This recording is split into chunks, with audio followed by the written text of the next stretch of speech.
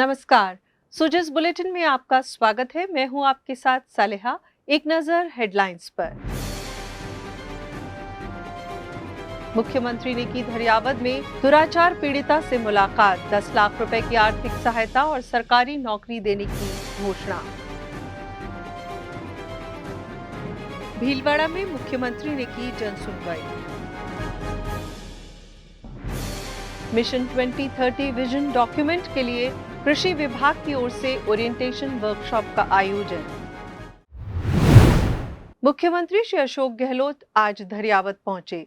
उन्होंने पीहर और ससुराल पक्ष के आपसी पारिवारिक विवाद में ससुराल पक्ष के लोगों की ओर से एक महिला से हुए दुर्व्यवहार के मामले में पीड़िता और उसके परिवार से मुलाकात कर 10 लाख रुपए की आर्थिक सहायता और सरकारी नौकरी देने की घोषणा की।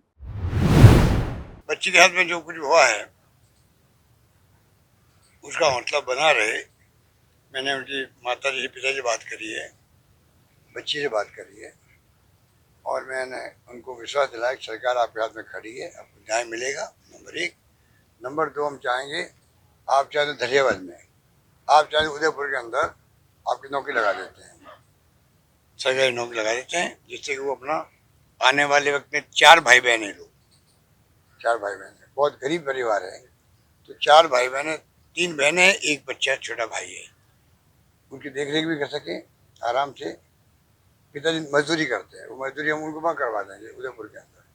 जाना चाहेंगे तो धरियावद में जाना, धरियावद में कह देंगे और साथ में 10 लाख रुपए देंगे, FDI करवाएंगे बैंक के अंदर से बच्ची के नाम से।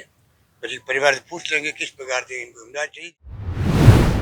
इस घटना को अमानवीय बताते हुए मुख्यमंत्री ने कहा कि इस मामले में आरोपियों के खिलाफ सख्त कार्रवाई की जाएगी। अपराधियों के खिलाफ फास्ट ट्रैक कोर्ट में मुकदमा चलेगा। बहुत दुखद घटना थी और इसलिए रात को ही DG साहब ने भेज दिया, AD साहब क्राइम को रवाना कर दिया। SP साहब चले गए इमीडिएटली खुद मौके पर, सख्त कार्रवाई करेंगे क्योंकि ऐसी घटना अमानवीय घटना का आप एक महिला के साथ में जो इस रूप में उसको निरस्त किया गया, आप सोच सकते हो कि इससे बड़ी घिनौनी घटना क्या हो सकती है। अतिरिक्त महानिदेशक पुलिस क्राइम दिनेश एमन की सुपरविजन में 5 सदस्यीय SIT का गठन किया गया है। इस घटना की 1 तारीख शाम को 8:30 बजे के आसपास रखते हुए इमीडिएटली वो संपर्क किया, खुद ही जो आइडेंटिफाई किया कौन पीड़िता है, कहाँ के रहने वाली है, SHO गया। उसके बाद पूरी टीमें लगा के अंदर ही भीतर ही और वो सब मुलजिम को पकड़ लिया। जो घटना में 8 लोग किडनैपिंग में थे, उसमें एक के अलावा 7 डिटेन हो गए। इसके अलावा निर्वस्त्र करने में 3 लोग थे, प्लस उसमें पति काना प्लस उसके साथी दूसरे थे। इसके अलावा जो वीडियो बनाने में एक पिंटू था, वो सब अरेस्ट हो गए। और इसके अलावा वहाँ जो मौके पर जहाँ निर्वस्त्र किया गया, वहाँ प्रचोदन करने में, प्रॉम्प्ट करने में जो लोग थे वो भी अरेस्ट हो गए। अब तक टोटल 7 लोग अरेस्ट हुए और 4 लोगों को डिटेन किया, जिसमें बलात्कारी भी है। इस घटना में अभी FIR में 10 लोग थे। इसके अलावा हम लोगों ने वीडियो देख के कुछ लोगों को हमने और जोड़ा है, प्लस पीड़िता के बयान से और भी शायद 7-8 लोग और जुड़ सकते हैं। मुख्यमंत्री ने आज भीलवाड़ा में सर्किट हाउस में जनसुनवाई भी की। इस दौरान उन्होंने आम लोगों की समस्याओं को सुना और अधिकारियों को तुरंत समाधान के निर्देश दिए। जिले के विभिन्न क्षेत्रों से आए लोगों ने राज्य सरकार की जन कल्याणकारी योजनाओं और महंगाई राहत कैंपों के लिए मुख्यमंत्री का आभार जताया। काम जो है इतने किए सरकार ने, इतने किए हैं जो हिंदुस्तान में किसी गवर्नमेंट ने नहीं किए हैं, इतने काम कर दिए। ठीक है, जो मांगा ये ठगे मांगते मंत्री जी, MLA साहब में थका नहीं देते। ठीक है। उधर जालौर में राजीव गांधी ओलंपिक खेलों के जिला स्तरीय उद्घाटन मैच में रस्साकशी मुकाबले में आहोर ब्लॉक की बुजुर्ग महिलाओं की टीम सायला ब्लॉक की बालिकाओं की टीम पर भारी पड़ी और अब ये साड़ी टी-शर्ट वाली विजेता महिलाएं राज्य स्तर पर होने वाले मुकाबलों में हिस्सा लेंगी। ओके।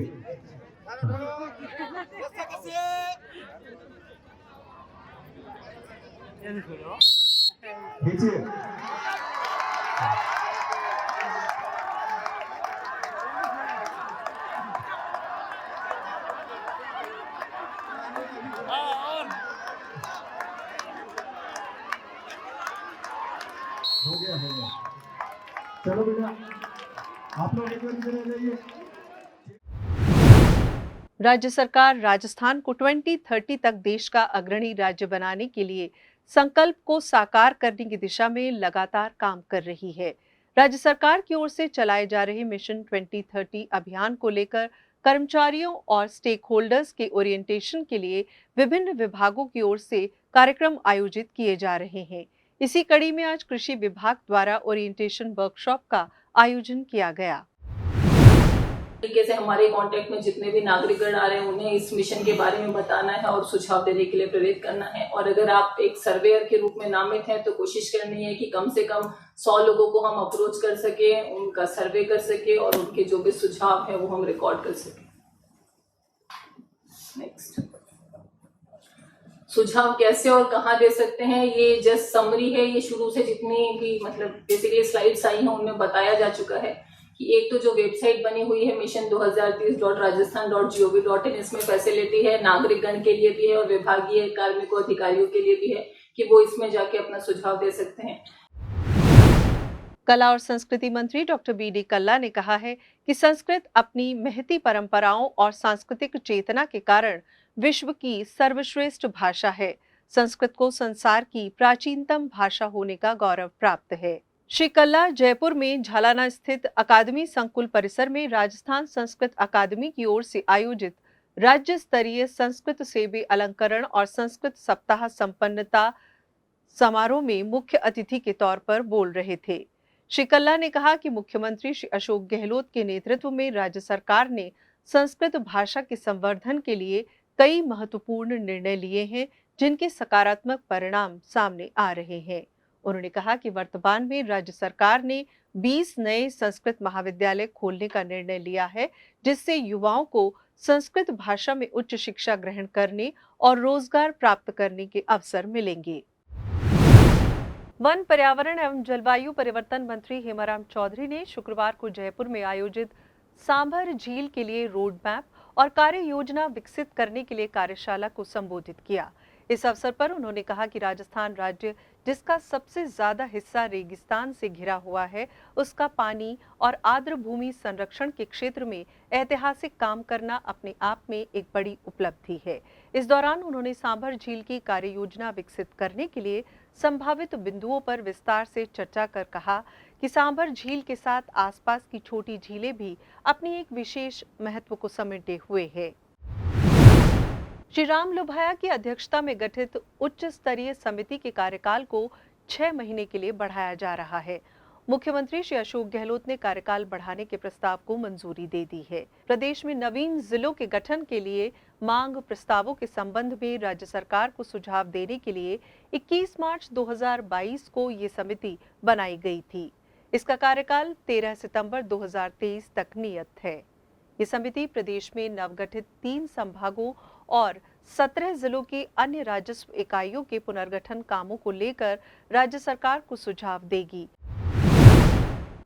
जनसम्मान video contest. आज के घोषित परिणामों के पहले विजेता रहे हैं अलवर जिले के सुनील कुमार, जिन्हें 1 लाख रुपए की इनाम राशि दी गई है। 50,000 रुपए की इनामी राशि के साथ राजसमंद जिले की भावना कुमारी लोहार रही है दूसरे स्थान पर। करौली जिले के मुस्तकीम रहे हैं तीसरे स्थान पर, जिन्हें 25,000 रुपए की इनाम राशि से नवाजा गया है। सुजस बुलेटिन में फिलहाल इतना ही। कल फिर होगी आपसे मुलाकात, तब तक के लिए नमस्कार।